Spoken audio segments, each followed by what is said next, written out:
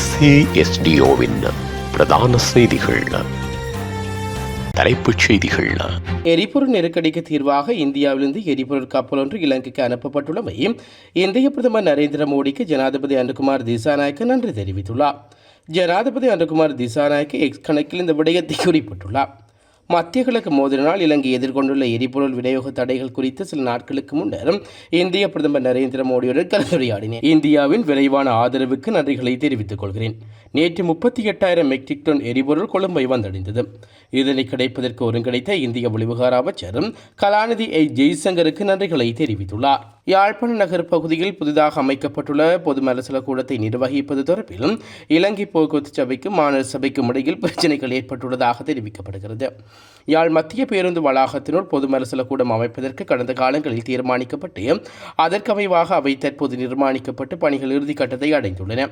இந்நிலையில் நேற்றைய தினம் சனிக்கிழமை மலசல கூடத்துக்கான நீர்க்குழாய்களை பொருத்தும் பணிகளுக்காக மாநகர சபை ஊழியர்கள் சென்ற வேளை இலங்கை போக்குவரத்து சபை ஊழியர்கள் தடுத்துள்ளார்கள்.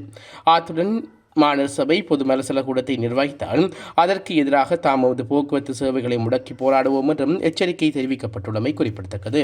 அத்துடன் கட்டுமானம் நடைபெறும் போதே மலசல கூடத்தையும் மாநகர சபைதான் நிர்வகிக்கும் என தெரிவிக்கப்பட்டிருந்த போதும் அதற்கு எதிர்ப்புகளோ அல்லது அது தொடர்பில் பேச்சுக்களோ போக்குவரத்து சபையினர் நடத்தவில்லை.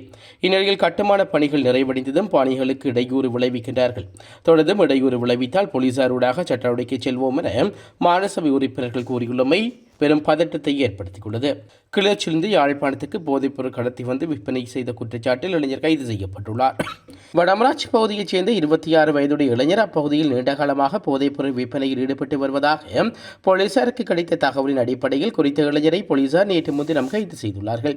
கைது செய்யப்பட்ட இளைஞரிடமிருந்து ஒரு தொகை போதைப் பொருட்கள் மீட்கப்பட்டுடன் இளைஞரிடம் மேற்கொள்ளப்பட்ட விசாரணைகளில் பழைப்பகுதியில் உள்ள போதை வியாபாரி ஒருவரிடம் போதைப்பொருள் வாங்கி வந்து வடமராட்சி பகுதியில் விற்பனை செய்வதாகவும் கூறியுள்ளார். அதன் அடிப்படையில் பழகியைச் சேர்ந்த போதை வியாபாரிகள் கைது செய்வதற்கு போலீசார் நடவடிக்கை எடுத்துள்ளமை குறிப்பிடத்தக்கது. அமெரிக்கா முழுவதும் உள்ள நகரங்களில் ட்ரம்புக்கு எதிராக மாபெரும் போராட்டங்கள் நடைபெற்று வருகின்றன.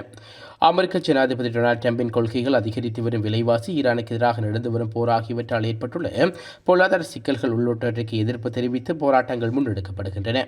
சுமார் 70 லட்சம் மக்கள் இந்த போராட்டங்களில் பங்கேற்றிருக்கலாம் என்று மதிப்பிடப்பட்டுள்ளது. ட்ரம்ப் ஒரு சர்வாதிகாரியைப் போல எங்களை ஆள நினைக்கிறார். ஆனால் இது அமெரிக்கா. இங்கு அதிகாரம் மக்களுக்கே உரியது. மன்னர்களுக்கு அல்லது அவர்களின் கோடீஸ்வர நண்பர்களுக்கோ அல்ல என்று போராட்ட அமைப்பாளர்கள் கோஷமிட்டுள்ளார்கள். தேசிய நினைவிடங்கள் மற்றும் லிங்கன் நினைவிடம் அமைத்துள்ள பகுதிகளில் போராட்டக்காரர்கள் நிரம்பி வளைத்துள்ளது. டைம்ஸ் சதுக்கத்தில் சுமார் 1 லட்சத்துக்கும் அதிகமானோர் திரண்டதால் மன்ஹட்டன் பகுதியில் போக்குவரத்து முழுமையாக முடக்கப்பட்டுள்ளது. கடந்த ஜனவரி மாதம் குடிவரவு அதிகாரிகளால் கொல்லப்பட்ட அமெரிக்க பிரஜைகளான டெனி நிக்கோல்ஸ் குட் மற்றும் அலெக்சி பிரெட்டி ஆகியோரின் மரணத்துக்கு நீதி கோரி அங்கு ஆயிரக்கணக்கானோர் திரண்டார்கள். அமெரிக்காவில் மட்டுமன்றி லண்டன், பாரிஸ் மற்றும் லிபண்டன் போன்ற நாடுகளிலும் தலைநகரங்களிலும் புலம்பெயர் அமெரிக்கர்கள் திறந்து ட்ரம்புக்கு எதிராக போராட்டங்களை நடத்தி வருகின்றார்கள். ஜனாதிபதி ட்ரம்ப் போர் குற்றவாளி மற்றும் பாசிசவாதி என போராட்டக்காரர்கள் விமர்சித்து வருகின்றார்கள். போராட்டங்கள் அமைதியான முறையில் நடைபெற்று வந்தாலும் அசம்பாவிதங்களை தவிர்க்க பல மாநிலங்கள் தேசிய பாதுகாப்பு படையினரும் குவிக்கப்பட்டுள்ளார்கள். அமெரிக்க ஜனாதிபதி டொனால்ட் ட்ரம்ப் அதிகாரத்தை பயன்படுத்தி அரசியல் எதிரிகளை தண்டிக்க முற்படுவதாகவும் இராணுவத்தை உள்நாட்டு நகரங்களில் நிலைநிறுத்துவதாகவும் எதிர்க்கட்சியினர் கடுமையாக குற்றம் சாட்டி வருகின்றமை குறிப்பிடத்தக்கது.